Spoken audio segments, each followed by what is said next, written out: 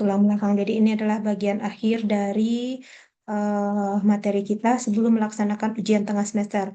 Artinya, kapanpun kita melaksanakan ujian tengah semester, materinya hanya sampai di sini. Kalaupun misalnya minggu depan kita tidak bisa melaksanakan perkuliahan secara virtual karena sedang berada di Pulau Pari, teman-teman mohon carikan hari ganti. Kemudian nanti ketika saatnya tiba untuk ujian tengah semester, materinya hanya sampai di sini, walaupun pertemuan kita mungkin sudah ke sampai dunia iklan dan seterusnya.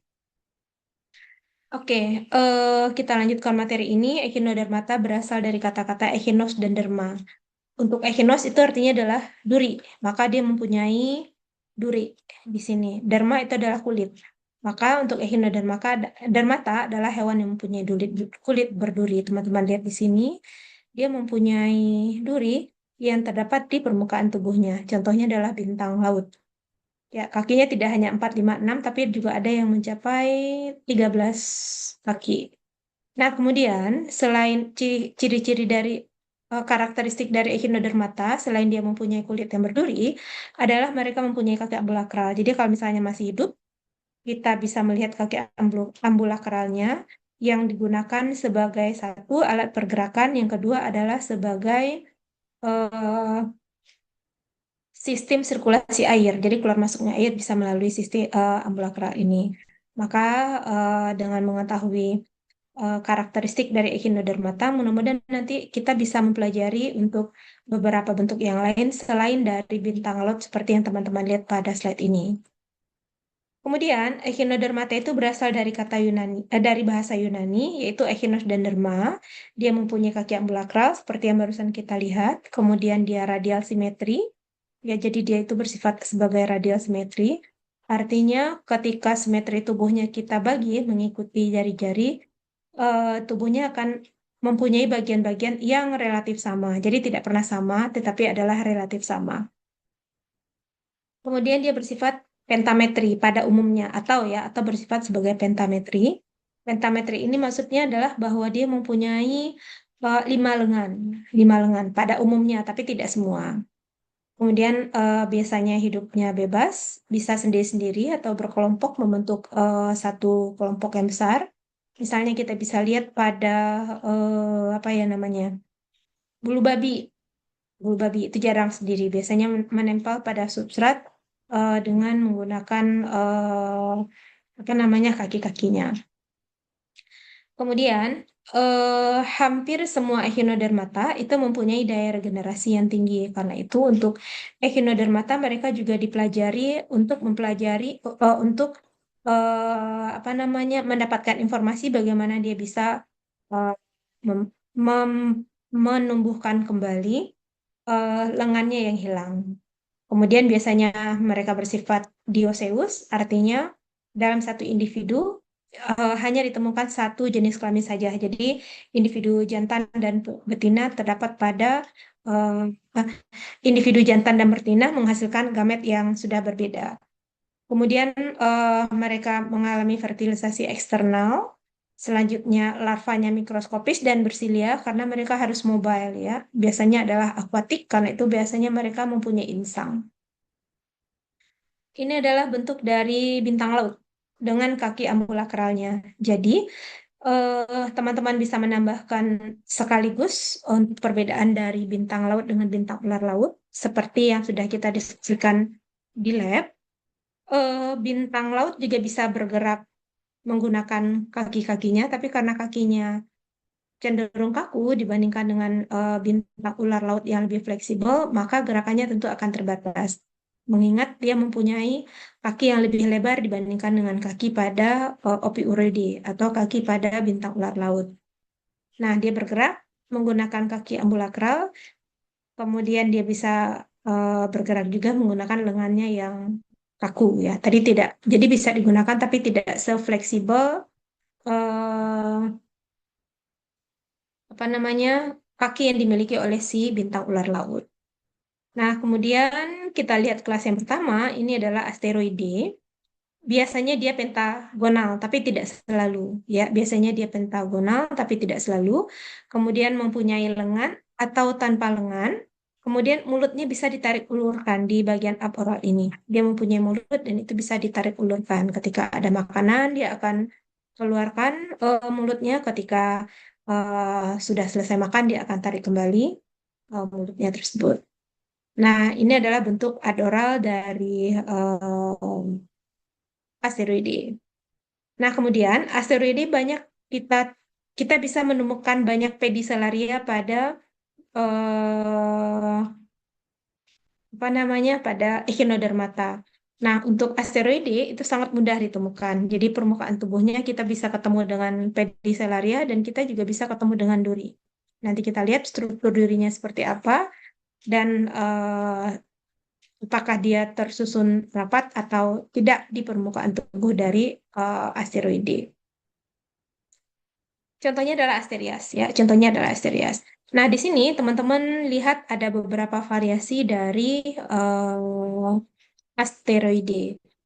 Asteroide ada yang tidak mempunyai lengan ya. Contohnya ini adalah kul kita seperti yang teman-teman amati kemarin di lab. Nah, untuk kul kita walaupun dia tidak mempunyai lengan, tapi sebenarnya dia mempunyai kaki ambulakral juga dan itu menyebabkan mereka mempunyai simetri seperti pentametri. Jadi 5. Jadi kalau kita balik di bawahnya kita masih ketemu dengan 5 barisan kaki ambulakral seperti halnya yang di sebelah kiri. Nanti kalau misalnya teman-teman ketemu dengan bintang laut, teman-teman akan ketemu dengan yang di bawah ini. Jadi ini kita ambil real picture yang kita koleksi dari Pulau Seribu, ya, dari Kepulauan Seribu. Jadi kaki ambulakralnya nanti akan keluar di sini. Teman-teman bisa lihat di sini ada yang transparan. Hmm. Ini adalah kaki ambulakralnya yang sedang keluar. Kelihatan ya, ini adalah mulutnya, ada mulut di sini. Kemudian kita lihat yang berikutnya.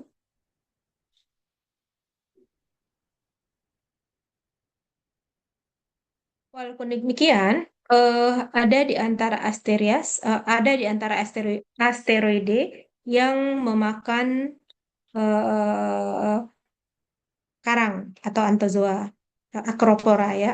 Kemudian untuk si karang, eh, mereka menyediakan rumah untuk biota laut seperti halnya si Asterias ini. Nah, beberapa Asterias, beberapa bukan Asterias ya, beberapa asteroide ada yang bersifat sebagai predator dari si karang. Nah, kalau teman-teman lihat di sini adalah bagian yang putih. Bagian putih ini setelah dimakan oleh si Acanthaster ini, bintang ular laut ini. Jadi kelihatan sekali kulitnya ditumbuhi oleh duri-duri. Ini adalah lengan-lengannya. Kemudian mereka menemukan makanan di karang, ya, di karang. Jadi mereka makanannya adalah karang. Nah, proses ini berlangsung secara alami. Nah, apakah si karangnya bisa kembali pulih atau tidak? Jawabannya bisa iya dan bisa tidak. Nah, ketika kondisi lingkungan itu memungkinkan untuk pertumbuhannya seperti arus yang tidak terlalu kencang sehingga dia masih kebagian makanan, kemudian tidak ada tutupan penetrasi cahaya matahari sehingga oksigen masih tersedia karena apa namanya fitoplanktonnya masih tetap melaksanakan fotosintesis dan karang-karangnya tetap bisa mendapatkan makanan. Nah, kemudian suhu lingkungan tidak terlalu ekstrim. Kalau lautnya sudah menjadi panas, maka beberapa biota laut yang tidak bisa menyesuaikan itu akan mati. Ya, dia akan mati. Nah, kemudian di ekosistem terumbu karang, eh, Echinodermata merupakan bagian yang penting. Ya, dia merupakan bagian yang penting berkolaborasi dengan moluska lain. Yang putih ini ada yang masih ingat apa?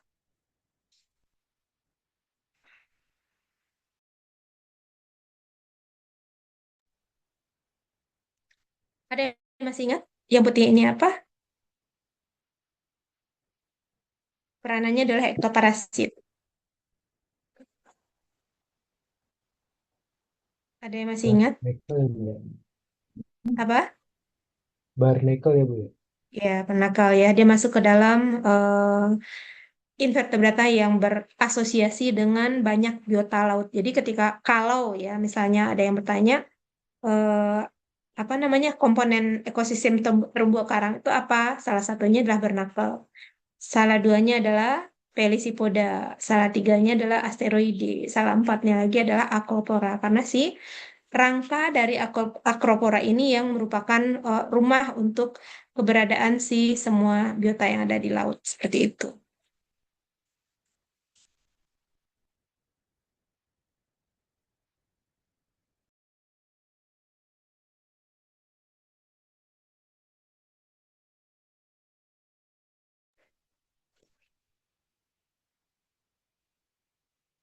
Nah, kita lihat beberapa ordo yang masuk ke dalam kelas asteroide. Yang pertama adalah Polyasterias, contohnya adalah Planaster, karena ini sudah merupakan fosil. Nah, ini sudah merupakan fosil, maka kita tidak diskusikan lagi. Kita masuk ke yang berikutnya, ya. Berikutnya adalah ordo Hemizonida. Dia mempunyai lekukan ambulakral yang lebih dalam dan ditemukan sejak zaman karbon. Kalau nanti teman-teman mempelajari mata pelajaran evolusi, nanti teman-teman akan ketemu ada yang namanya zaman karbon, zaman Trias, kemudian zaman Jura misalnya, dan lain-lain. Jadi teman-teman bisa ketemu dengan beberapa zaman pada saat itu sudah ditemukan hewannya apa saja. Terus kita lanjut ke ordo yang berikutnya, itu adalah Vanelon. Ditemukan sejak zaman Ordovisian, eh, apa namanya, lengannya dengan dua lempeng kapur. Ya, contohnya adalah Dermasteria seperti ini. Jadi dia lebih tebal. Nah, yang teman-teman lihat kemarin itu adalah rangkanya, rangkanya yang terdiri dari zat kapur. Jadi bentuknya seperti itu. Oke, ini ada beberapa bentuk, ada yang besar, ada yang kecil, ada yang berasosiasi dengan terumbu karang, dan ada juga yang nanti berasosiasi atau berinteraksi dengan Ophiuroidae. Jadi ini adalah beberapa bentuk dari Dermasterias. Kita tidak punya spesimen Dermasterias. Kemudian Spinulosa, dia mempunyai lengan yang bulat dan ramping, jadi pedicelarianya terlihat jarang. Kemudian bentuknya seperti matahari ya, bintang matahari, lengannya. Bisa dihitung berapa jumlah lengannya yang ada di slide ini, teman-teman?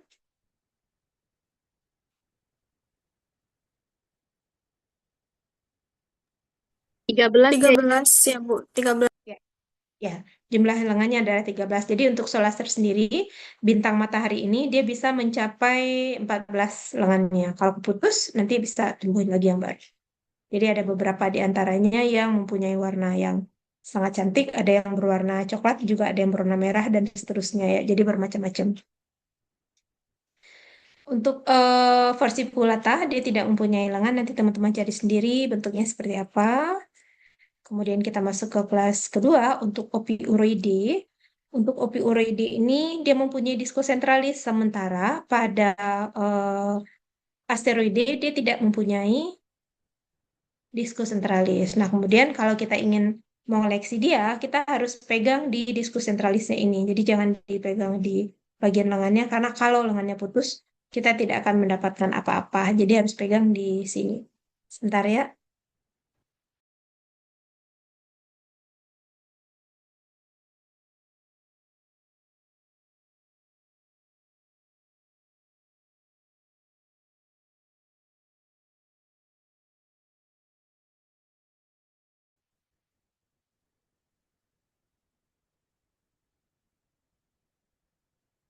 Sorry, terjeda ya.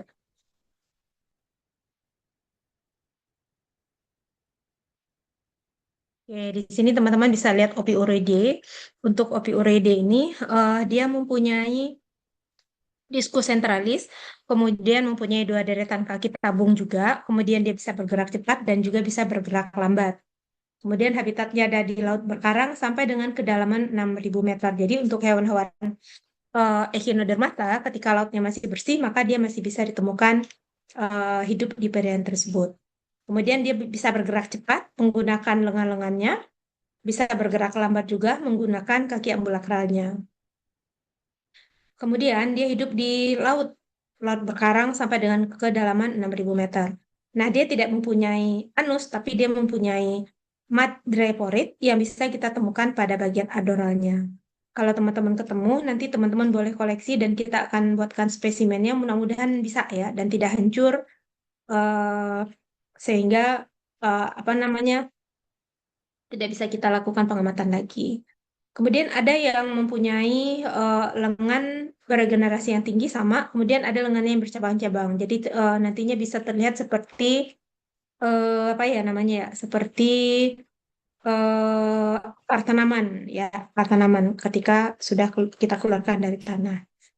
Teman-teman lihat di sini, dia mempunyai mulut yang dikelilingi oleh lempengan kapur. Sebagai rahangnya, ini yang kita kenal dengan bursa, misalnya bursae. Nah, seperti ini, kantong kecil pada mulutnya kita kenal dengan bursa sebagai alat pencernaannya. Jadi untuk membantu pencernaan opioid ada yang dengan bursa. Kalau untuk di apa namanya bulu babi namanya adalah Lentera aristoteles. Nanti kita akan sampai ke sana. Kemudian dia mempunyai larva yang kita kenal dengan Pluteus. Ada yang tinggalnya di daerah Fatmawati, suka lewat depan showroom Kia yang sekarang Kia. Ada? Adakah? Sepertinya Mulai nggak ada tidak, orang Ibu. ya? Nggak ada yang lewat TBC Matupang ya. Jadi Enggak. dulu di sebelah kiri itu ada kantor, di depannya suka parkir dua buah bis pariwisata. Belakangnya ada tulisannya Pluteus. Nah, Pluteus ini adalah larva dari Ophiuridae. Ya, dia berselia karena dia harus bergerak mobile di air laut seperti itu. Oh, sorry.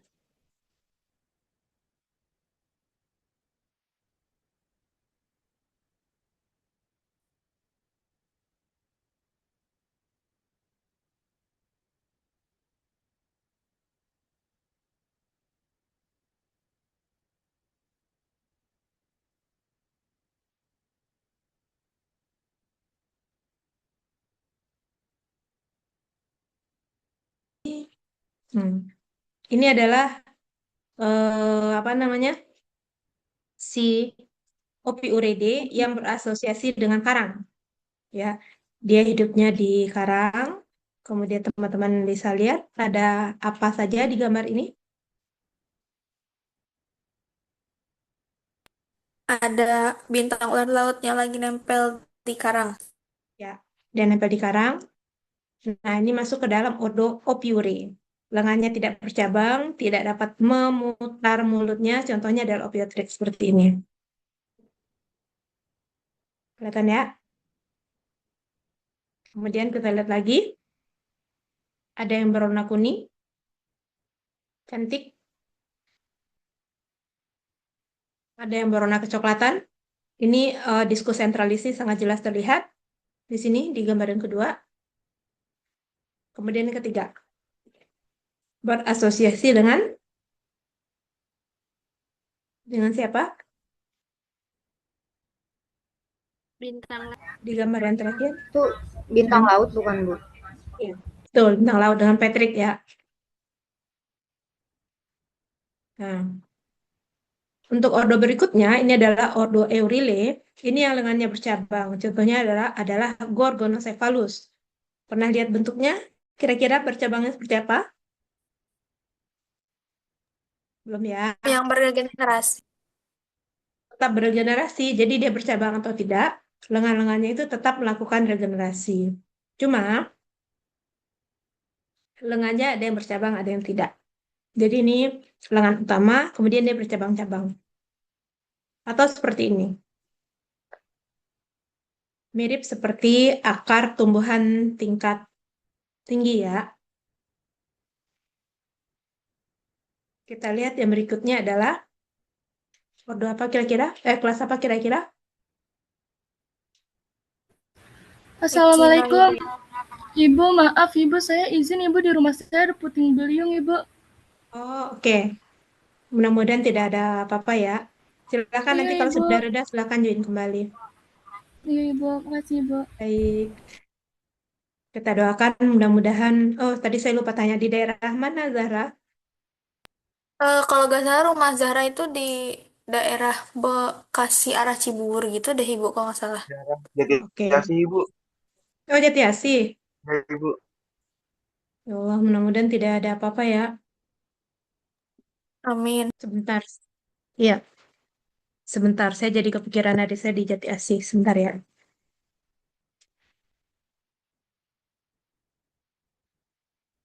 Untuk echinoide ini mereka mempunyai kulit yang berduri dan panjang. Nah, duri-duri ini tidak menusuk ke dalam kulit manusia apabila bersentuhan dengan mereka, tetapi duri-durinya nanti akan menyemburkan cairan dan cairan ini akan nempel seperti racun, seperti duri ketika nempel di kulit kita. Kita lihat ada beberapa karakteristik dari echinoide, yaitu yang pertama adalah tubuhnya bulat agak gepeng. Seperti yang teman-teman lihat kemarin itu ketika duri-durinya udah copot semua, kemudian dia tidak mempunyai lengan, mulutnya besar, di dalamnya kita bisa ketemu dengan apa namanya, dengan lima rahang yang besar, dan di situ kita juga ketemu dengan gonadnya. Karena itu si echinoide ini dikenal juga sebagai makanan yang dikenal juga sebagai makhluk hidup yang mempunyai reaksi seperti obat kuat. Nah, obat kuatnya bukan kenapa-napa karena dia mempunyai protein yang tinggi. Nah, protein yang tinggi ini menyebabkan yang memakannya itu menjadi tidak lapar lagi. Jadi bisa dijadikan sebagai obat sakit perut, penahan lapar ya. Artinya dia bisa dikonsumsi. Termasuk kita bisa mengkonsumsinya secara langsung ketika nanti siapa tahu nanti teman-teman ada yang ambil dari laut. Tapi hati-hati jangan pegang permukaan punggungnya, adoralnya, pegang bagian boralnya. Nah, anusnya, mulutnya besar, anusnya ada di bagian aporal. Kemudian teman-teman lihat, dia mempunyai 5 gigi yang kuat. Dan ini yang kita kenal dengan lentera Aristoteles. Jadi kalau misalnya saya tanya, apakah fungsi bursa yang kita temukan pada Ophiuridae, ada yang bisa jawab? Fungsi bursa pada Ophiuridae itu untuk sebagai alat pencernaan bukan Ibu, karena dia nggak punya Betul, anus. betul. Sebagai alat pencernaan ya. Nanti yang berperan sebagai anusnya itu adalah madreporidnya. Tapi untuk bursa itu berperan untuk sistem pencernaan. Kalau fungsi lentera Aristoteles bagaimana?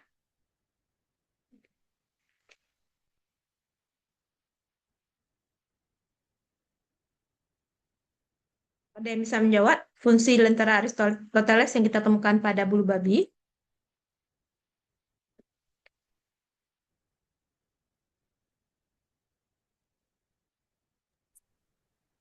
Untuk mengunyah mangsa bukan Ibu. Iya, untuk membantu pencernaan. Jadi fungsi lentera Aristoteles itu bukan sebagai penerangan. Ya, hati-hati kalau misalnya nanti ada yang tanya, fungsi udah belajar echinodermata belum? Udah fungsi dari lentera Aristoteles apa? Penerangan itu salah. Berarti tidak menyimak apa yang sudah kita diskusikan saat ini. Kemudian dia hidup di batu karang sampai dengan kedalaman 5.000 meter. Contohnya ada seperti ini. Kemarin teman-teman kan ketemu pada saat praktikum? Ketemu pada saat praktikum? Ketemu. Ketemu, Bu. Oke. Ya, ini masuk ke Lepidoscentroideae dan Melonechinoideae. Contohnya adalah Melonechinus. Seperti itu. Mereka sudah ditemukan jauh sebelum kita ada ya. Jauh sebelum kita ada, yaitu sejak zaman Ordovisian namanya. Nah, berikutnya kita lihat yang cangkangnya globular. Kaku, lentur, tidak mempunyai insang, tapi dia mempunyai lembaran-lembaran halus yang fungsinya sama dengan insang. Ditemukan sejak zaman Devon. Contohnya Sidaris. Kira-kira dia mempunyai duri yang panjang atau tidak?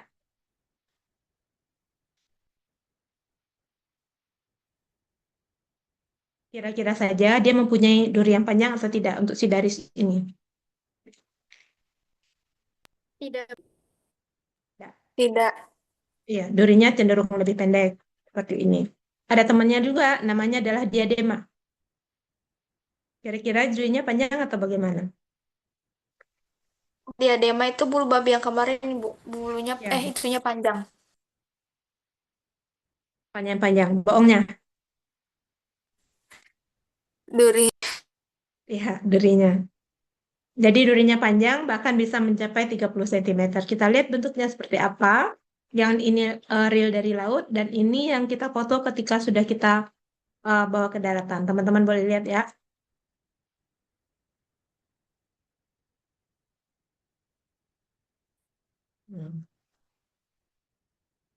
Teman-teman, kalau untuk melakukan dokumentasi, usahakan ada pembanding.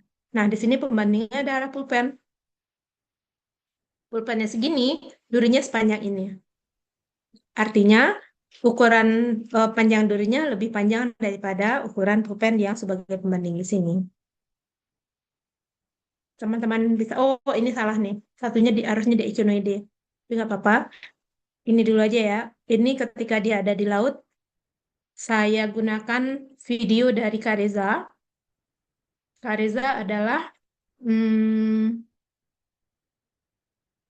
apa ya? Dia pionirnya dari MBC.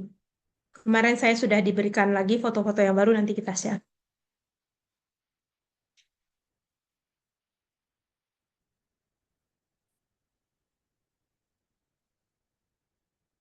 Cakep.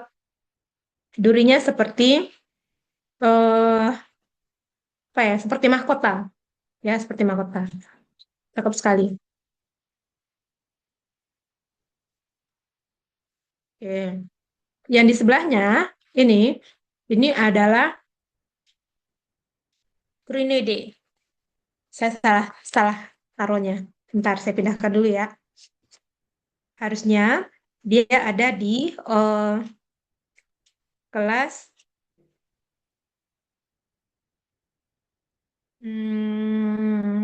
Rhinoide. Bentar, saya pindahkan dulu ke belakang. Harusnya dia tidak di situ.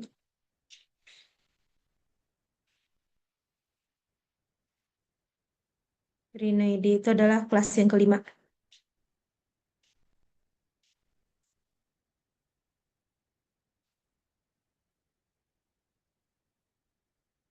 Dan itu real pic.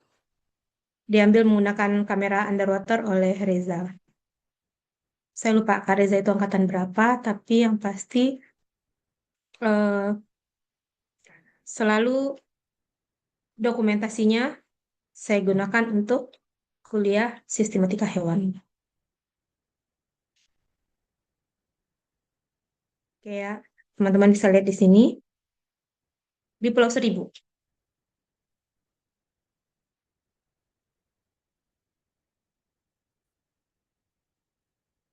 Oke. Dia berasosiasi dengan ekosistem terumbu karang. Dia berasosiasi ini dengan makroalga. Dia berasosiasi juga dengan hewan-hewan lainnya. Kita lihat kelas yang keempat, yaitu kelas Horotureidae. Ini adalah kelas yang jarak antara mulut dengan anusnya paling panjang karena ada yang mencapai 1 meter panjang tubuhnya. Kemudian tubuhnya panjang seperti cacing, eh, tidak mempunyai lengan, kemudian tidak mempunyai duri juga, biasanya tidak mempunyai pedicellarea juga, tapi dia mempunyai tentakel dan kemudian dia bisa mensekresikan protein panjang seperti benang. Nanti benangnya kita sebut dengan benang Cuvier namanya. Kemudian mulutnya ada yang mempunyai 5 tentakel, ada yang tidak. Anusnya terdapat di belakang, ini yang paling panjang. Kemudian sistem pencernaannya menyerupai huruf S, ya. Sistem pencernaannya menyerupai huruf S, biasanya dikonsumsi sebagai sop atau kerupuk atau sebagai teripang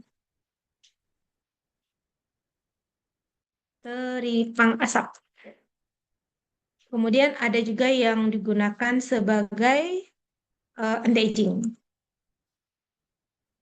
Anti-aging karena dia mempunyai kandungan apa namanya kolagen yang sangat tinggi ya, jadi dia digunakan sebagai obat anti-aging.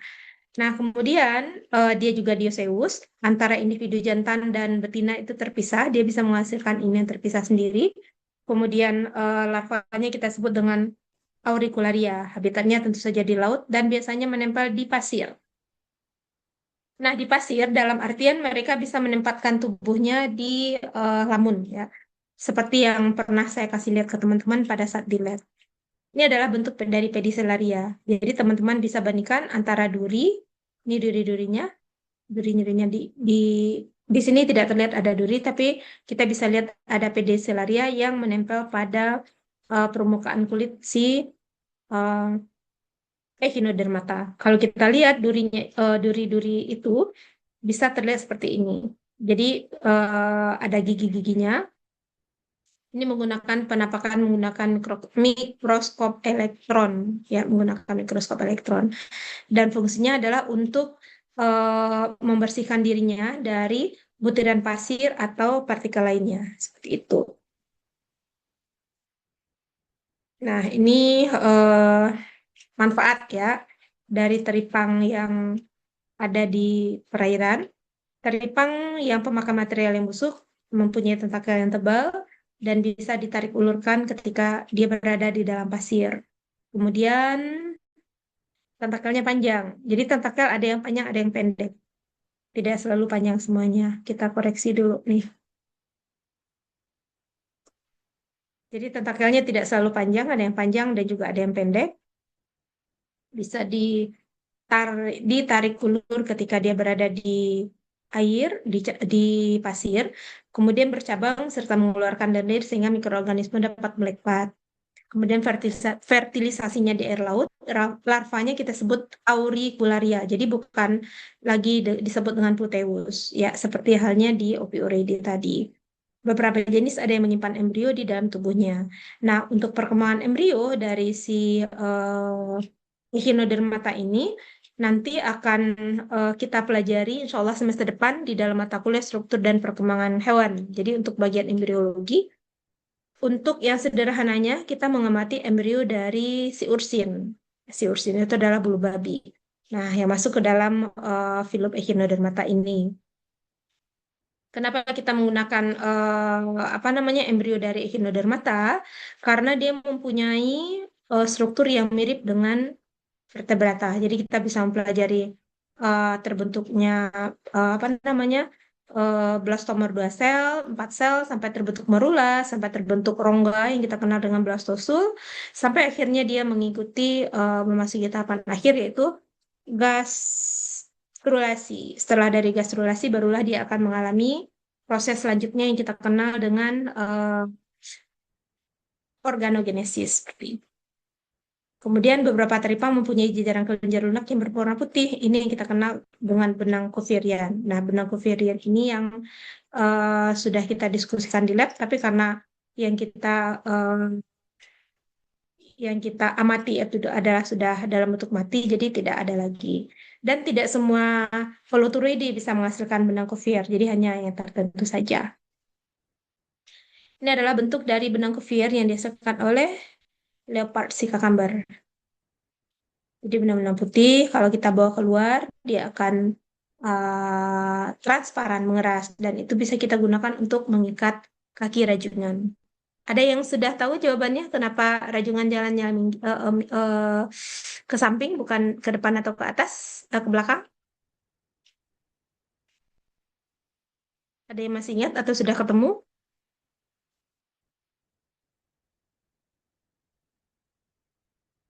Adakah? Karena otot lengannya satu arah eh Lengannya satu arah, artinya sendinya. Kemudian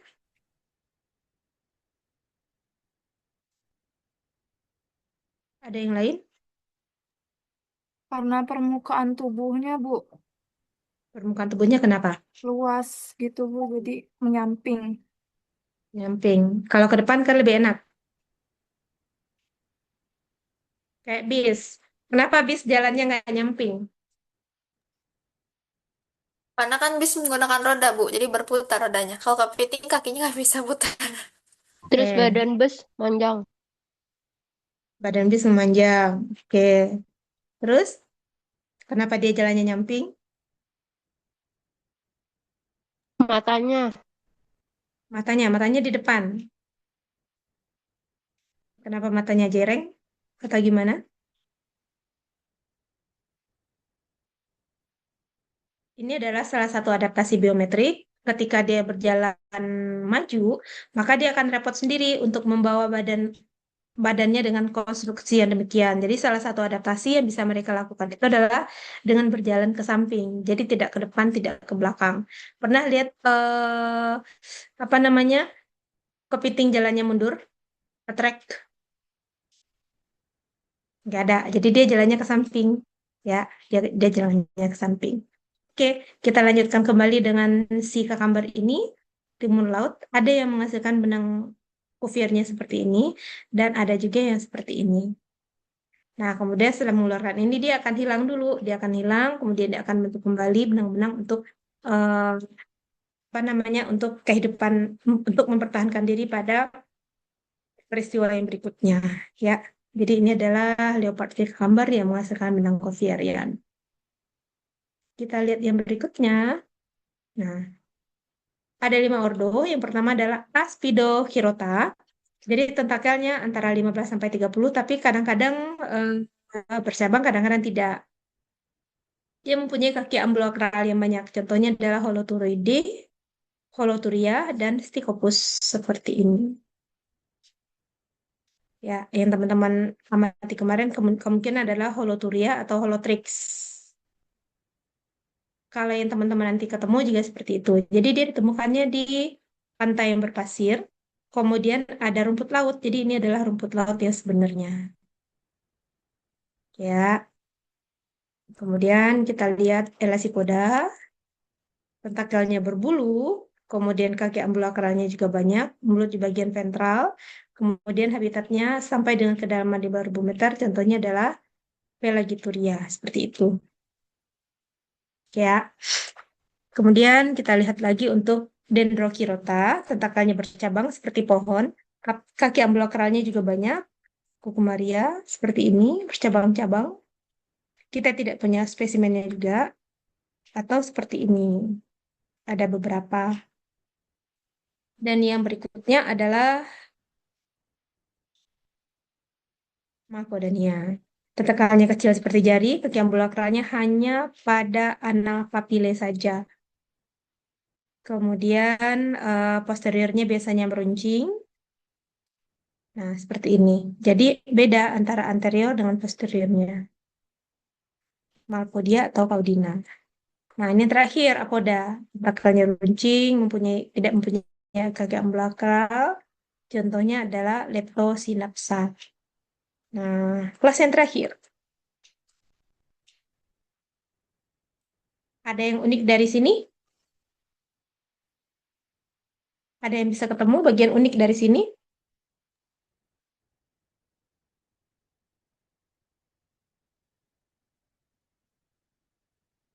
Badannya bentuknya seperti tumbuhan gitu, bukan, Bu? Ya, satu bentuk tubuhnya seperti tumbuhan tingkat tinggi. Misalnya adalah seperti pohon kelapa yang kebalik. Daun-daunnya. Kemudian, Berpindah Punya dengan akar. melambaikan kemudian Berpindah dengan melambaikan lengan itu maksudnya apa ya? ya, dia berenang secara bebas. Kemudian, regenerasinya tinggi, Bu. ya, betul, dia mempunyai daya regenerasi yang tinggi. Seperti yang teman-teman amati pada saat di lab kemarin. Kemudian, Salah satu bagian tubuhnya ada yang mirip mahkota gitu, bukan, Bu?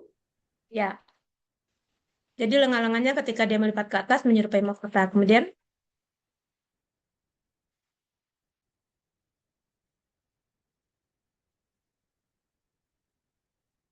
Kemudian apa lagi?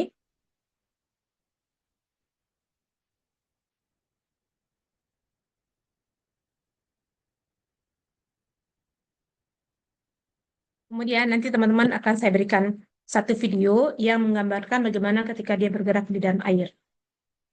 Nah, ini adalah pembukaannya. Sebenarnya kita punya satu toples lagi yang seperti ini. Warnanya coklat. Jadi dia punya permukaan oral. Ini adalah bukan tangkai sebenarnya kakinya.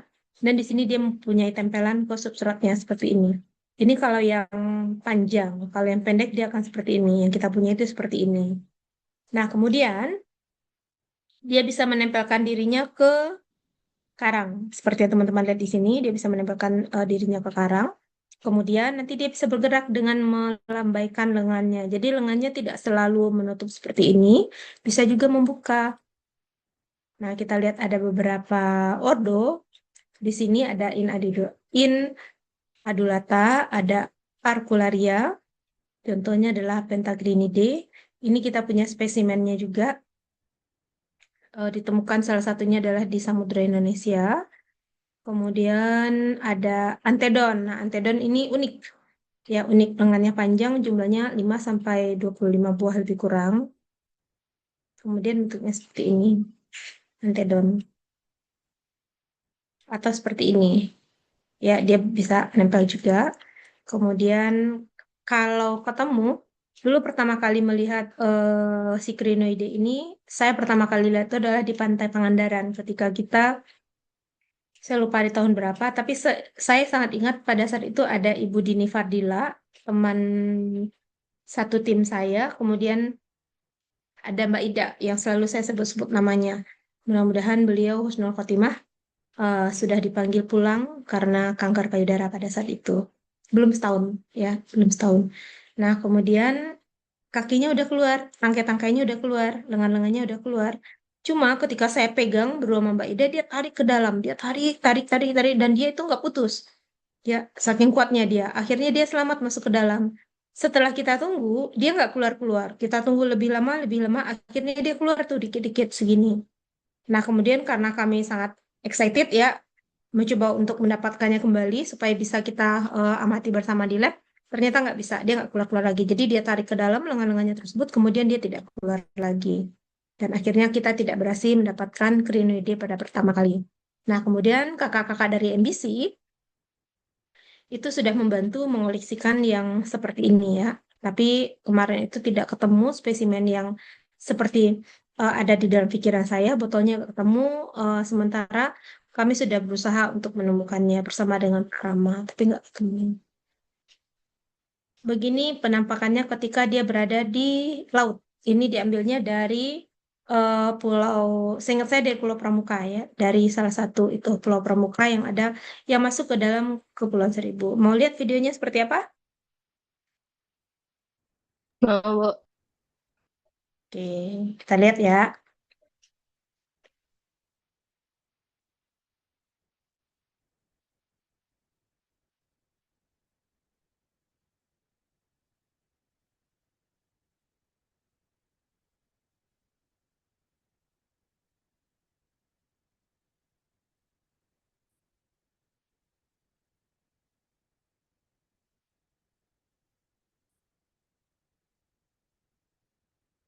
Oke, kita ulang.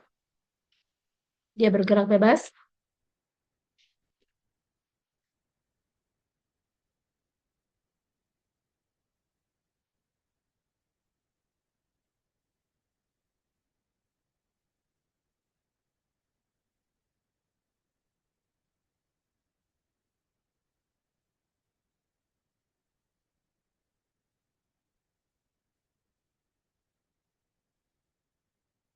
Oke, dia yang bergerak bebas di laut, tapi saya merasakan beban beban terlepas seperti halnya dia sesantai dia, sebebas dia berenang di laut.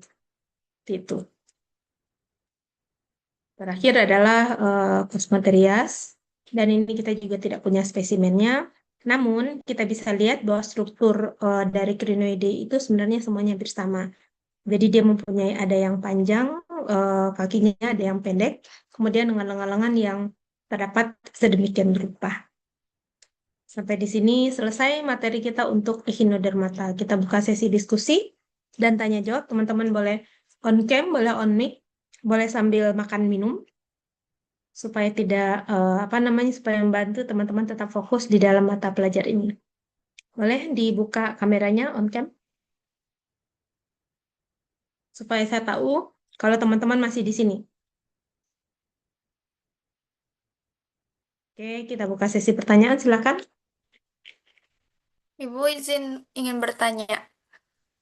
Hmm. Tadi Ibu kan kita nanti akan mempelajari embrio itu dari bulu babi karena dia paling mirip sama avertebrata.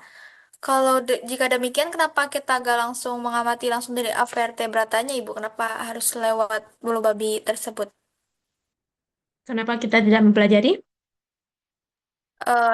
Embrio itu langsung dari avertebratanya aja, Ibu. Kenapa harus mengambil dari invertebrata yang punya fase embrio yang mirip kayak avertebrata? Oke. Kenapa kita tidak mempelajari avertebrata? Karena perkembangan embrionya itu berbeda. hanya satu echinodermata yang perkembangan embrionya itu mirip dengan manusia, yang lainnya tidak. Nah, kenapa kita tidak mempelajari pada vertebrata? Kita mempelajari pada vertebrata, ya. Oh, oke. Alfa kehujanan ya. Hujannya di daerah mana?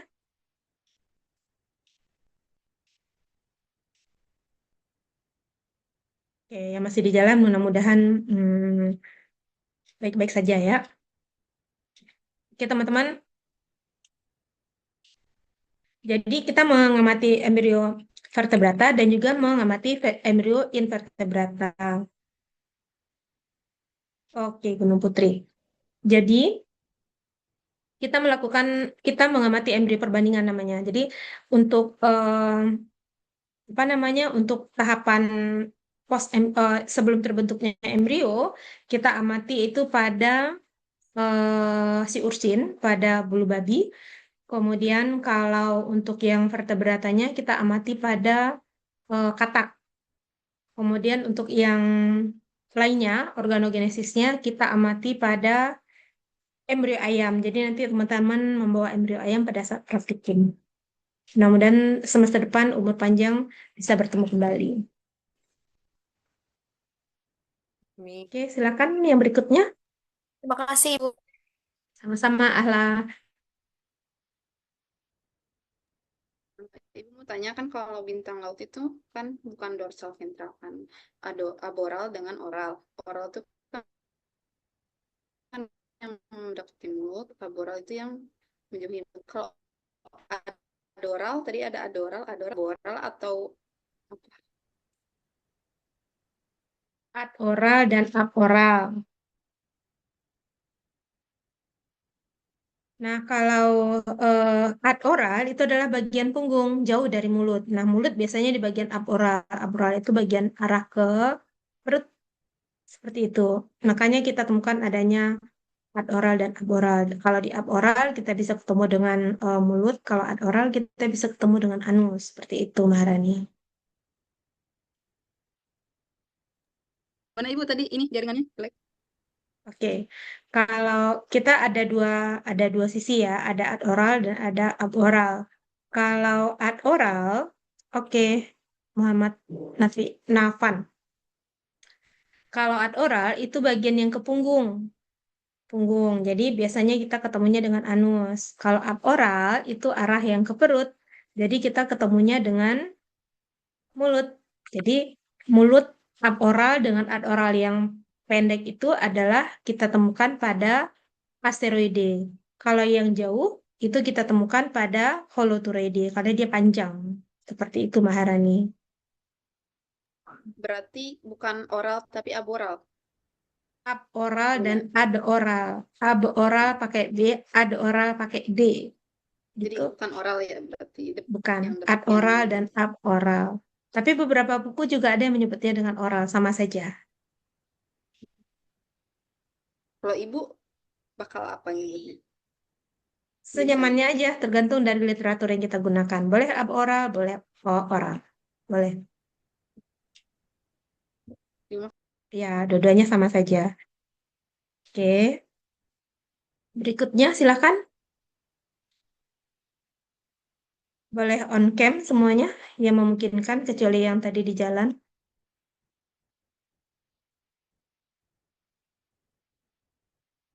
Boleh dibuka kameranya. Nanti saya juga akan capture kehadiran teman-temannya. Ibu, maaf saya ingin bertanya lagi, Bu. Silakan, Ahla. Spesimen yang kemarin itu yang timun laut itu kan warnanya emang hitam atau karena kelamaan di air alkohol itu menjadi hitam atau gimana, Bu? Karena saya kemarin pas nyari deskripsi untuk itu tuh nemu ada banyak spesies dari timun laut dan salah satunya ada timun laut hitam itu, Bu. Jadi itu masuk ke spesies Holitura. Holoturia biasanya. Kalau ada Holoturia. sinonimnya tidak apa-apa ya. Kalau ada Jadi sinonimnya tuh tidak apa-apa. itu warnanya memang hitam gitu atau ada warna aslinya, Bu? Kayak yang spesies yang lain sebelumnya kayak warna biru atau gimana itu, Bu? Oke. Yang kemarin itu adalah warna aslinya, jadi dia tidak luntur karena pewarnaan. Oh. Seperti itu, Ala. Jadi warnanya memang hitam ketika mendeskripsikan. Nah, Ahla dan teman-teman boleh menulisnya sebagai warna hitam. Baik, Ibu. Terima kasih. Oke, sama-sama. Yang berikutnya silakan.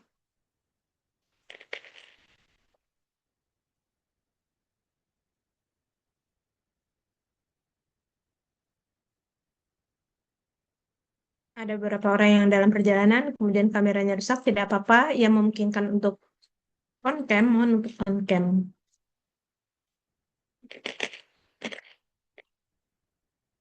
Ada pertanyaan berikutnya, silakan. Ibu izin bertanya, Bu. Silakan Alia. Tadi Ibu bilang kan teripang memakan material yang busuk. Itu kalau kita makan, teripangnya nggak kenapa-napa, Bu. Maksudnya?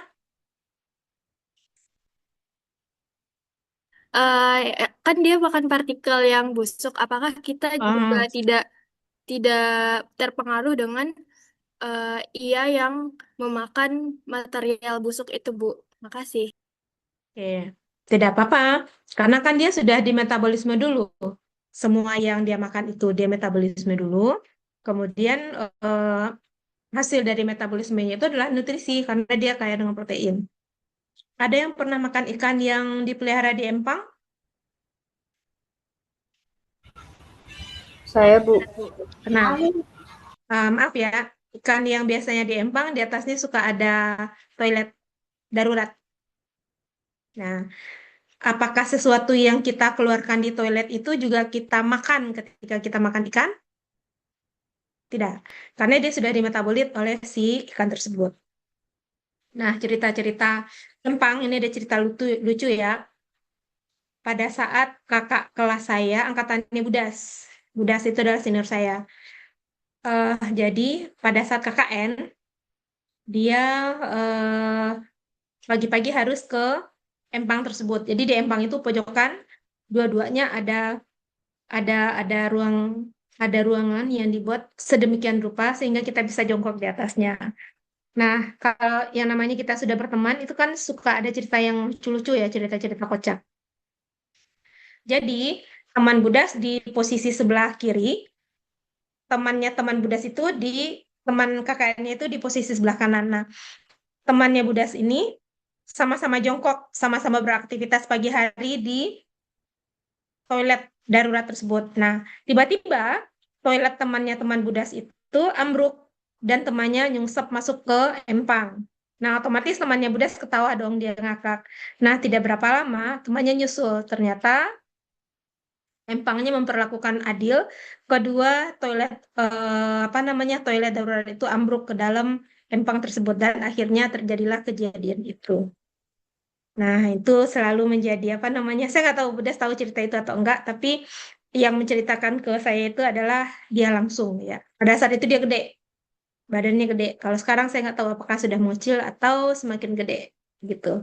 Tapi dia cerita langsung, beliau cerita langsung kepada saya waktu itu di lab karena ada mata kuliah yang ada mata kuliah perbaikan yang harus ikut dengan angkatan saya. Saya selalu ingat itu cerita ketika cerita tentang empang, cerita tentang ikan air tawar, budidaya ikan air tawar seperti itu.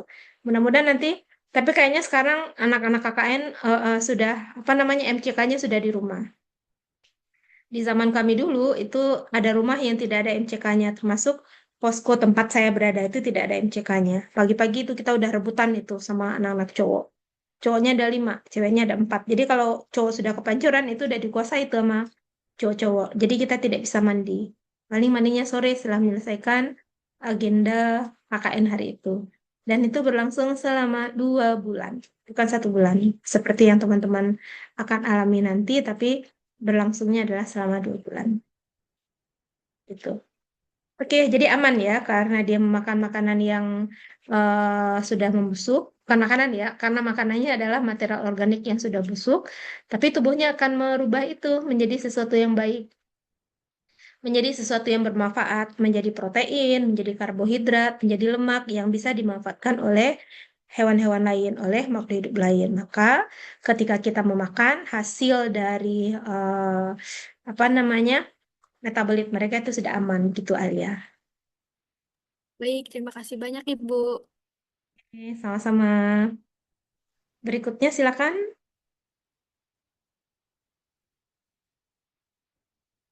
Ibu izin bertanya. Boleh, silakan Azahra. Kan seringkali Crinoide itu dianggap sebagai penghias terumbu karang karena bentuknya yang seperti bunga. Tapi seberapa besar pengaruh dia itu terhadap sebagai filter feeder dalam menjaga keseimbangan nutrisi di perairan tersebut? Oke. Kalau pertanyaannya seberapa jauh atau seberapa besar fungsinya, peranannya, itu kita tidak bisa jawab sangat besar ya. Kalau bagi saya sangat besar, karena saya jawab sangat besar, besar atau kecil, itu tidak ada patokannya. Tapi yang pasti keberadaan mereka yang sebenar-benarnya bottom feeder itu adalah si eh, moluska, ya moluska seperti Pelecypoda. Itu benar-benar bottom feeder mereka. Kemudian gasropod juga. Jadi mereka nanti yang pertama kali membersihkan dasar perairan itu baik dari material organik maupun dari sampah-sampah lainnya. Nah, karena itu hati-hati sekali ketika teman-teman akan mengonsumsi kerang atau kijing yang dibudidayakan di pantai utara Teluk Jakarta ya, di Teluk Jakarta dan sekitarnya. Kecuali kalau misalnya sudah lebih dari 4 mil laut berlayar dari Muara Angke atau Kali Adem misalnya atau dari Marina Bay sekaligus sekalipun kita akan melihat nanti ada bagan. Bagan itu bahkan bukan chart ya. Bagan itu adalah kayak keramba apung yang digunakan oleh para nelayan untuk membudidayakan salah satunya adalah kerang. Seperti itu. Nanti kerangnya dijual kembali ke kita. Nah, kalau itu tidak apa-apa karena dia sudah hidupnya di laut yang tidak tercemar oleh logam berat, yang bukan tidak tercemar ya, yang minim cemaran logam berat, yang minim cemaran mikroplastik seperti itu. Nanti bisa lihat barangkali setelah 4 mil laut berlayar dari meninggalkan Pulau Jawa seperti itu. Gitu Zahra. Baik, terima kasih. Ya, sama-sama. Tapi yang pasti setiap spesies, mereka adalah key spesies di dalam rantai ekosistem. Seperti itu. Ada yang lain? Silakan.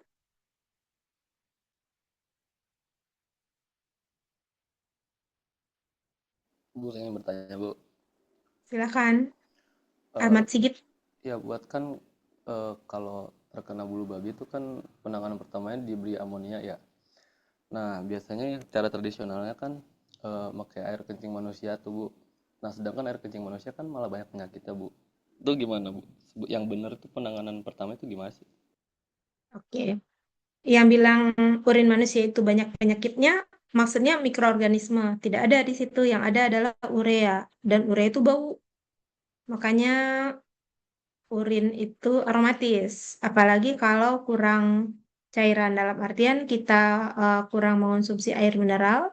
Sementara ginjal tetap harus memproduksi urin. Jadi urinnya menjadi kental. Nah, itu aromatis sekali. Nah, saking aromatisnya, urin-urin ini biasanya yang aromatis itu adalah urin kuda ya. Urin itu bisa digunakan untuk memancing kedatangan serangga yang kita inginkan.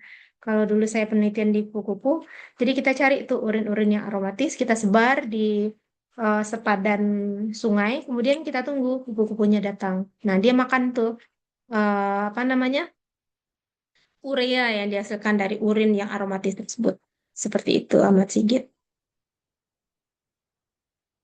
Jadi urea ya. Nah, kalau misalnya mau yang aman ada bawa mecin. Mecin itu kan amonia. Bawa mecin, mecin yang sasetan itu ya. Nah, kemudian diencerkan dengan air, ditaburkan di situ. Ada rencana Ahmad Sigit mau itu kena bulu babi? Mitigasi, Bu, pencegahan takutnya kan. Ya, ya. Salah satu mitigasinya adalah kalau sudah terkena itu namanya bukan mitigasi lagi, tapi pengobatan. Nah, salah satu cara mitigasinya adalah menggunakan alas kaki kalau ke luar dari homestay seperti itu. Jadi keluar rumah harus menggunakan alas kaki, tidak boleh tidak. Itu adalah harga mati. Gitu. Oke, berikutnya silakan.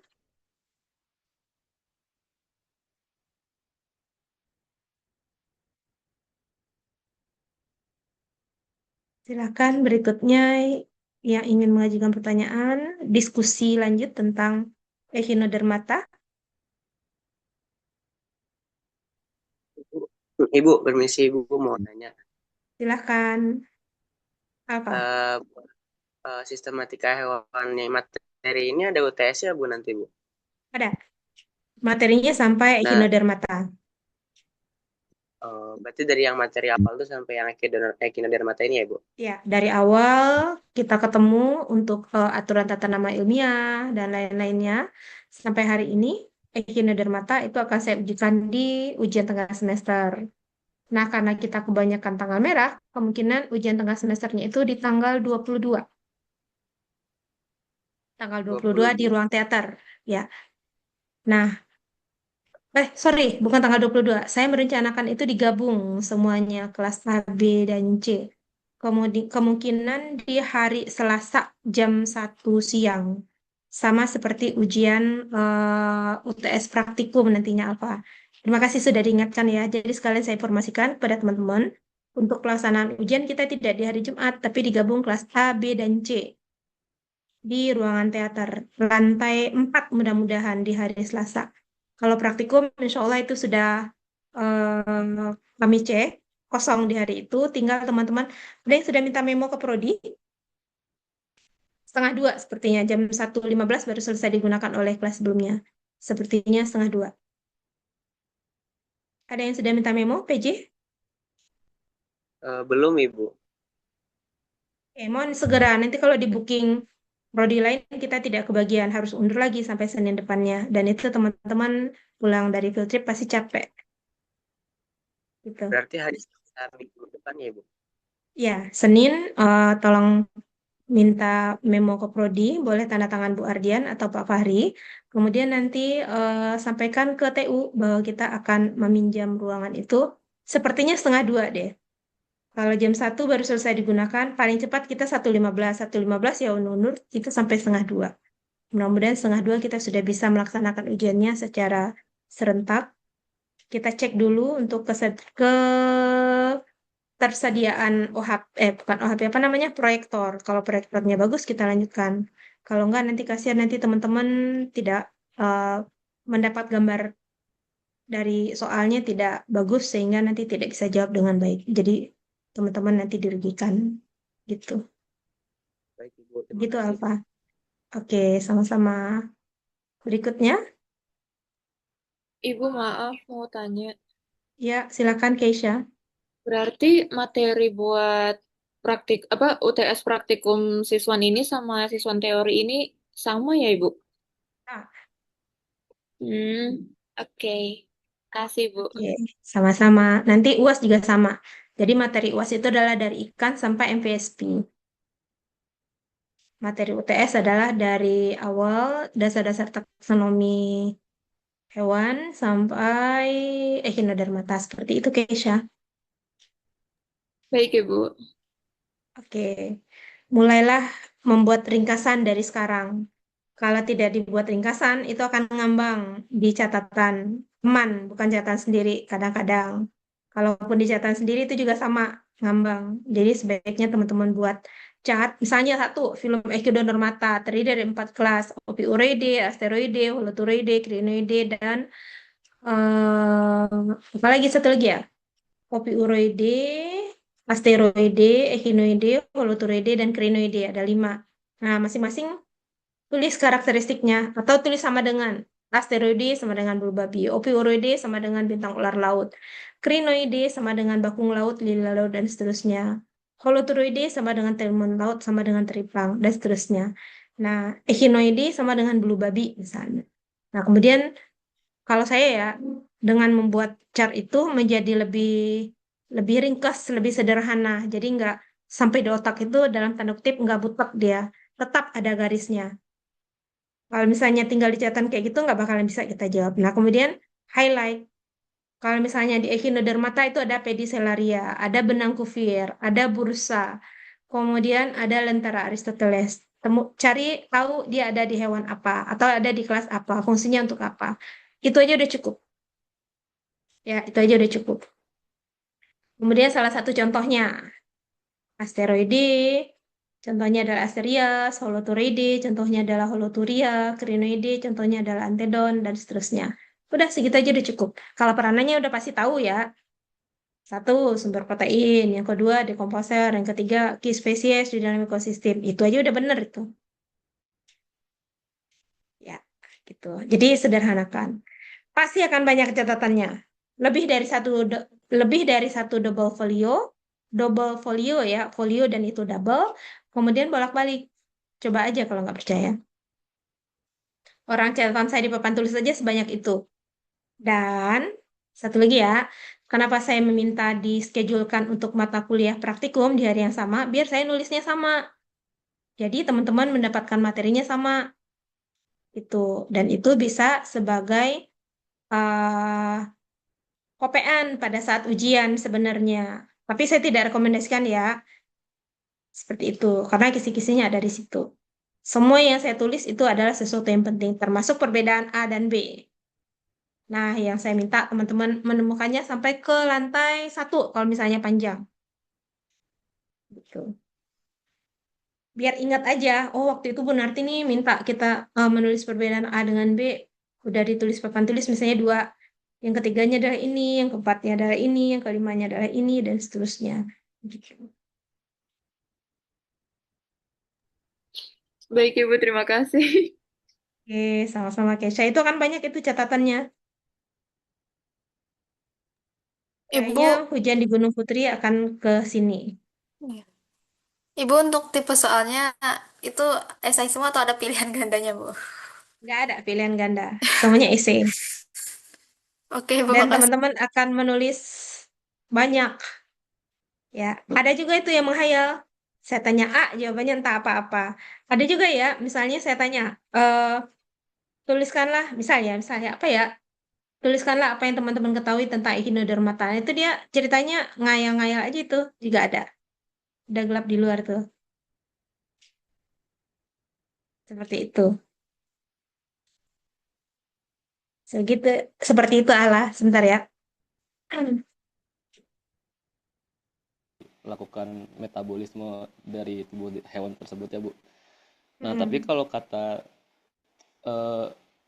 apa ya, peternak lele dia katanya kalau lelenya makan organik seperti itu tuh direhab Bu 2 minggu gitu, dikasih pelet gitu segala macam Bu. Apa gimana Bu? Katanya masih kerasa gitu-gitu. Oh, kalau dia makan yang organik. Sebenarnya di peternakan tempat budidaya lele pun mereka pasti mencari yang organik. Misal dia cari Centella asiatica. Tahu Centella asiatica? Rumput yang banyak khasiatnya termasuk untuk anti-aging. Jadi dia sebagai pemutih ya. Jadi dia juga digunakan sebagai makanan lele. Jadi ditaruh di atas tuh. Jadi lele itu dia juga butuh sayuran. Tidak hanya pelet saja. Kalau dia makan pelet aja, biaya produksinya jadi bengkak. Kalau untuk pertumbuhan ototnya memang lebih cepat, tapi sama seperti halnya ayam. Ayam ras dengan ayam kampung itu kan dagingnya lebih enakan ayam kampung ya, karena dia makan apa aja. Nah, makan apa aja itu yang organik. Itu biasanya lebih baik. Nah, para penderita kanker pun biasanya tidak direkomendasikan untuk memakan ayam ras. Biasanya adalah ayam kampung. Kayak gitu, karena apa namanya keberlanjutan proses alami yang diterima secara alami juga oleh tubuh manusia dan itu biasanya digunakan untuk kesehatan jangka panjang. Seperti itu sih, Git.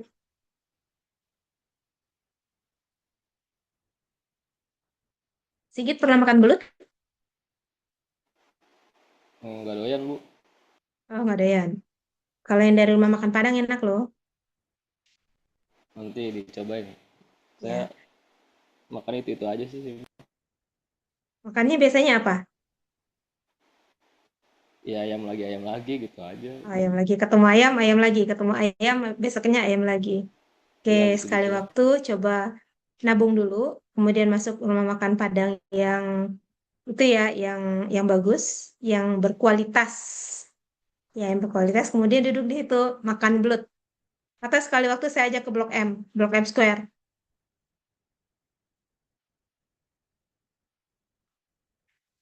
Jadi di Blok M Square itu, di lantai B2, itu ada Pujasera. Isinya adalah makanan tradisional. Semuanya enak. Harganya bersahabat. Paling sekitar 25.000. Tapi datangnya jangan siang-siang. Kan biasanya belutnya dipajang tuh, kurang crispy. Jadi datang jam-jam 11, jam-jam 10. Nah itu dia baru mateng. Nah itu enak tuh, kriuk. Garing, masih garing. Pilih yang balado ijo. Nah itu lebih enak. Kalau di saya, gitu. Oke Sigit, mudah-mudahan ada rezeki bisa nyobain belut ya. Belut itu enak. Karena belut itu dia mempunyai protein yang tinggi. Protein yang tinggi itu bagus untuk kesehatan kita. Kayak gitu. Berikutnya ada lagi, silakan. Ibu, maaf saya ingin memastikan ya, saya kurang paham terkait UTS teori siswan ini. Jadi kita itu UTS teori siswan tuh pada hari Selasa setelah UTS praktikum siswan ya, Bu? Harinya hari Selasa, waktunya tidak setelah UTS siswan. Nanti kita diskusikan kembali. Kalau saya sih mau aja, teman-teman mau. Kayaknya enggak deh, Bu. Oke, iya, pasti keberatan. Jadi kita cari hari lain untuk pelaksanaan UTS teori. UTS praktikum dulu aja, karena UTS praktikum itu eh, membaca membaca dan memberikan penilaiannya itu lebih enak dibandingkan dengan UTS teori. Kalau UTS teori itu, aduh ya Allah, apalagi dengan tulisan Gen Z yang seperti itu ya,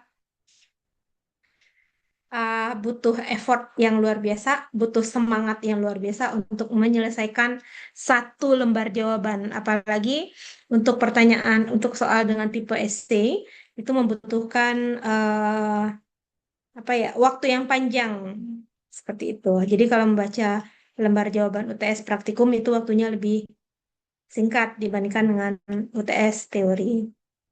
Begitu, Siti Rohmah. Oke, Bu. Terima kasih banyak, Ibu. Oke.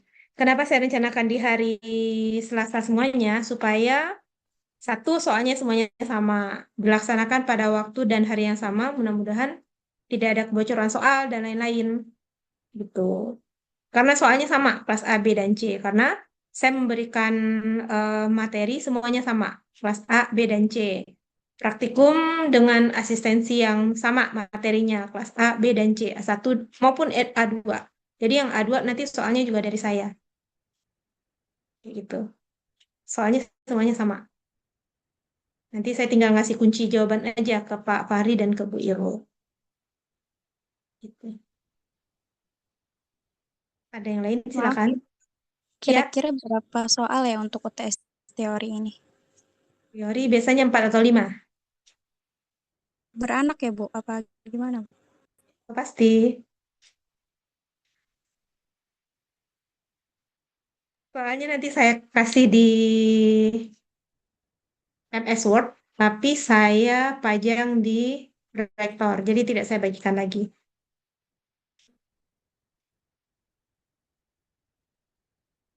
Seperti itu. Kalau dengan saya itu pasti beranak, jarang yang tidak beranak. Kalaupun tidak beranak, jawabannya pasti beranak pinak. Soalnya satu misalnya. Tapi soalnya pasti beranak. Gitu. Soalnya satu, jawabannya pasti beranak.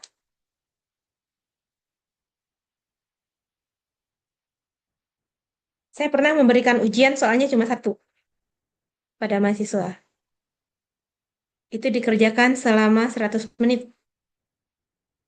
Satu soal. Mau coba untuk tes kita? Enggak, Bu. Tidak, Ibu, terima kasih. Nggak mau, Ibu. Oke. Bisa soalnya 10, bisa soalnya 5. Kalau soalnya 5 berarti beranak. Karena bobotnya harus menyesuaikan dengan SKS. Kalau soalnya 10, anaknya sedikit. Kalau soalnya 5, anaknya banyak. Jadi dia setara. Kalau menurut saya, nomor soal itu tidak mempengaruhi. Yang penting adalah kompetensinya. Hal-hal yang sering saya tanyakan, biasanya itu saya ujikan. Hal-hal yang saya minta teman-teman untuk mencari tahu, itu adalah bagian-bagian penting. Seperti itu. Misalnya, tadi kita cerita apa ya? Oh, kalau di nematoda, misalnya nematoda yang jantan, Misalnya pada cacing tambang, dia punya bursa kopulatik. Nah, bursa kopulatik berpotensi untuk saya ujikan. Mungkin saya tanya bursa kopulatik itu ditemukan pada hewan apa, jenis kelaminnya, fungsinya apa, dan seterusnya seperti itu. Kalau belajar sih nggak bakalan takut. Tapi kalau nggak belajar ya awal-awal itu. Mengarang bebas. Nanti akan saya bacakan jawaban yang kocak dari teman-teman. Biasanya juga begitu. Kalau yang ada yang unik-unik itu saya bacakan. Supaya teman-teman benar-benar bisa mempelajari. Saya untuk bisa memberikan materi itu setiap semester, setiap tahun itu berusaha untuk saya perbaiki. Saya tambahkan apa namanya materi-materi yang sedang menjadi trending topik. Kayak sekarang itu di materi ikan, saya sudah tambahkan tentang ikan sapu-sapu. Walaupun teman-teman tahu ikan sapu-sapu, tapi itu masuk ke dalam materi yang nanti akan kita diskusikan insya Allah. Itu sudah saya simpan di PPT-nya. Mudah-mudahan minggu depan kita nggak bisa ya, nanti kita cari hari ganti. Kayak gitu. Silakan nanti didiskusikan. Kalau saya lupa untuk technical meeting-nya nanti jam 7 ya. Setengah 7, jam berapa sih?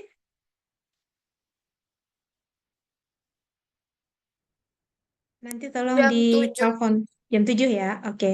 Nanti tolong telepon aja kalau misalnya saya lupa.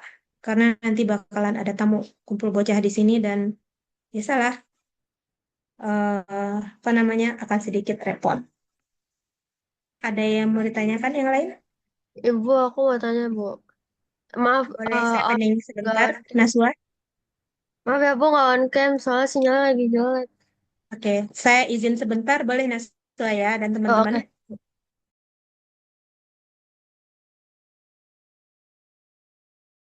Yang pembasmian ikan sapu-sapu ya, Bu. Hmm, Karena kan katanya populasinya udah terlalu banyak. over gitu kan, udah banyak banget. Nah, kan aku pernah ngobrol sama teman aku yang suka ikan gitu. Dia bilang ikan sapu-sapu kan apa maksudnya baik. Dia kan karena kan dia suka makan apa bisa bertahan di lingkungan yang sangat apa ya, Ekstrim. yang ekstrim gitu, yang sangat yang nggak Kotor. baik gitu. Nah, itu tuh kan aku ngobrol gitu kan, Bu. Nah, terus abis itu aku mikir itu tuh sebab utama kenapa ikan sapu-sapu itu bisa overload gitu populasi itu kenapa ya, Bu? Apakah karena predator utama yang makan dia itu berkurang sedikit atau ada faktor-faktor lain gitu? Terus kalau misalkan nih dengan gerakan dari pemerintah yang ngebasmi ikan sapu-sapu itu terus terlalu masif dan akhirnya misalkan ikan sapu-sapu ya nggak ada atau berkurangnya itu jadi terlalu drastis, itu bisa mempengaruhi ekosistem di sungai nggak sih, Bu? Yang maksudnya yang justru malah memperburuk keadaan gitu. Bisa jadi iya. Tapi saya rasa itu tidak akan terjadi karena populasinya itu cepat sekali. Artinya setiap kali menghasilkan telur ya telurnya itu banyak. Kemudian telurnya itu ikan sapu-sapu ini mengganggu ikan asli. Seperti ikan mas, ikan mujair diganggu tuh, dia makan-makan nanti telur-telurnya dan segala macam. Kemudian dia bisa bertahan di lingkungan yang ekstrim dalam artian yang airnya sedikit, kemudian yang apa namanya polutannya tinggi, dia bisa bertahan, dia bisa survive di situ. Kemudian tubuhnya itu lebih kasar ya, sehingga mereka bisa apa eh tidak mudah diganggu oleh hewan lain. Sebelum sekarang dibersihkan itu yang dibersihkan kan di DKI aja, di Jawa Barat kan belum. Iya. Jadi yang dari Jawa Barat juga bisa tuh ngalir ke DKI. Nah, jadi eh, eh, mereka akan kembali ada di situ. Selagi masih ada aliran air, dia bisa sampai di situ. Nah, bahayanya adalah ketika dia menggali lubang di bantaran sungai, maka tanah-tanah di pinggirnya itu akan masuk ke sungai. Artinya nanti akan terjadi pendangkalan sungai. Nah, itu yang terjadi di Jakarta, sehingga pada saat musim hujan tiba, airnya tidak bisa mengalir dengan lancar karena apa namanya tanah yang ada di pinggiran itu turun, sehingga dia tidak bisa mengalir dengan baik. Seperti itu, Nazwa. Oh, oke, Bu. Tapi ikan sapu-sapu itu dia punya predator utama nggak, Bu? Ada. Jadi yang ada di bumi ini selalu ada langit di atas langit. Yang paling tinggi itu hanya Allah. Karena hanya Allah yang bisa mengatur semuanya. Pasti ada predatornya. Salah satunya adalah manusia. Ditangkapin sama manusia, populasinya menjadi berkurang. Gitu. Oke, Bu. Terima kasih, Bu.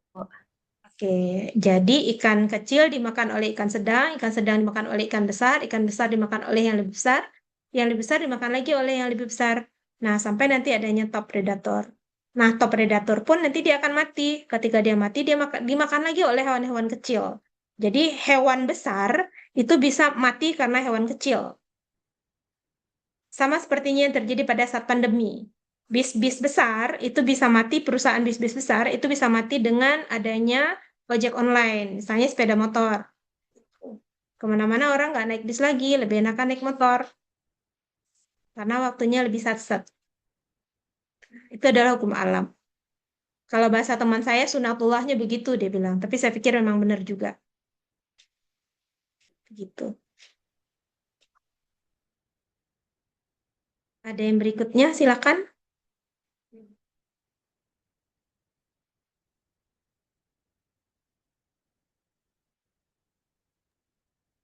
Ada lagi? Ibu maaf, itu teman aku ada yang nanya tapi lewat message. Oh ya, Hmm. kita coba lihat ya. UTS, PPT slide atau waktunya. Iya. Untuk UTS praktikum, kita menggunakan PPT, waktunya sudah disetting di situ. Jadi saya nggak ngeklik-klik lagi. Kalau misalnya kelewat, ya udah lewat. Jadi masa lalu biarkan berlalu. Ya, tidak perlu diingat-ingat lagi. Kalau misalnya soalnya sudah lewat, ya udah lewat aja. Tapi kalau misalnya nanti ada satu atau 2 menit saya sediakan waktu untuk teman-teman melengkapi jawaban yang belum ditulis sebelumnya karena belum sempat.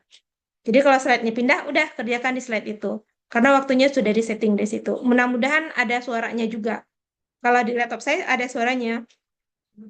Tapi kadang-kadang kalau menggunakan smart TV, ada suaranya, kadang-kadang tidak. Kalau menggunakan proyektor juga sama. Kadang-kadang ada suaranya, kadang-kadang tidak. Seperti itu. Terima kasih, Ibu. Oke, sama-sama. Ibu, kalau boleh tahu settingan waktunya itu berapa ya, Bu? Oke, good ya. Sering saya sampaikan di kelas atau di lab. Di zamannya Pak Fahri, itu satu soal adalah 50 detik. Kalau sekarang paling lama, satu slide itu adalah 2 menit. Paling lama, satu slide, 2 menit. Soalnya 5. Itu semuanya dari situ. Berpikir, bengong, menulis, garuk-garuk, tip X di dalam 2 menit itu. Ya, all Berarti in. berarti dimaklumi ya, Bu, kalau anaknya ceker ayam. Kalau terburu-buru. Eh, biasanya masih bisa cakep kok. Nanti saya kasih tahu ya tulisannya yang cakep siapa aja. Nanti akan ada reviewnya, akan ada catatan dari saya untuk membahas soal-soal itu. Baik, Ibu, makasih. Oke, oke, aman ya Sila. Terus ada lagi? Bu, saya mau Kayaknya tanya, Bu. masih itu ya. Penasaran dengan soal ujian ya? Silakan Sigit. Ini kan ikan sapu-sapu katanya mengandung logam berat tuh sama kayak Ya, kerang hijau tuh. Itu ya. sebenarnya logam berat tuh masih bisa dimetabolisme oleh makhluk hidup itu apa enggak sih, Bu? Apa Enggak. tetap berbahaya? Bahaya tetap. Iya, tetap bahaya. Makanya kita nggak boleh. Kalau misalnya ada yang membudidayakan lebah di pinggir jalan misalnya, itu dia pasti akan terakumulasi dengan PB. Pasti ada PB di hal tersebut. Jadi teman-teman yang jajan pinggir jalan itu sebenarnya juga bonus logam berat dari emisi kendaraan bermotor. Pasti ada PB-nya. Gitu. Apalagi yang masih menggunakan Pertalite karena masih murah ya, 10.000. Coba kalau Pertamax Dex sama gitu. Yang oktannya lebih tinggi berarti dia lebih ramah. Gitu sih, Git.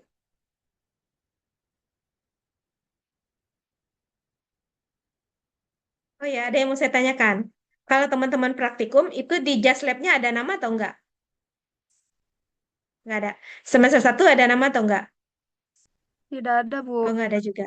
Oh ya, berarti yang kata sebelumnya. Jadi kalau misalnya mereka masuk lab, itu pakai label sendiri, pakai nama sendiri. Oke. Ada lagi yang berikutnya, silakan. Nggak ada.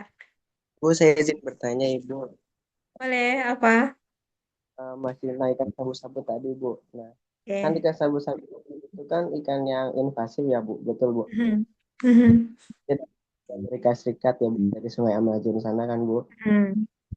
Nah, terus kan saya sempat nanya sebenarnya hal ini sama Bu Fahmo ya, Bu. Kalau ikan invasif sendiri itu sebenarnya harus dibasmi atau biarkan alam sendiri itu yang apa ngeganti Yang ekosistem mengendalikan bumi, populasinya. Itu jawabannya. Bu. Oh, jawabannya tadi itu, Bu. Iya. Oh, Jadi berarti sebenarnya alam itu akan menjaga keseimbangannya dengan sendirinya. Kecuali kalau sudah terjadi kerusakan di keseimbangannya itu. Di berarti dalam kalau bahasa kita nggak konservasi, tidak boleh kita membasmi alfa. Boleh diskusi dengan Bu Fama, tidak boleh. Yang boleh itu adalah mengendalikan populasinya. Termasuk dengan serangga hama. Tidak boleh kita basmi. Karena semua spesies itu dia adalah kunci di dalam siklus rantai makanan. Kalau dia nggak ada, akan terganggu. Gitu. baik, Bu, terima kasih. Oke. Bu Fama dengan Prof. Vivi, Dewi Elvindasari yang dari apa namanya Al-Azhar itu pernah berkolaborasi untuk penelitian ikan sapu-sapu gitu.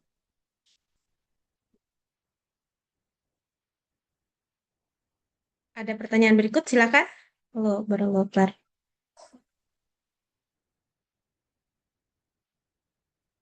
Kita skip sebentar ya, sedang azan di sini, azan sedang berkumandang. Kita skip dulu sebentar, nanti kita lanjut lagi.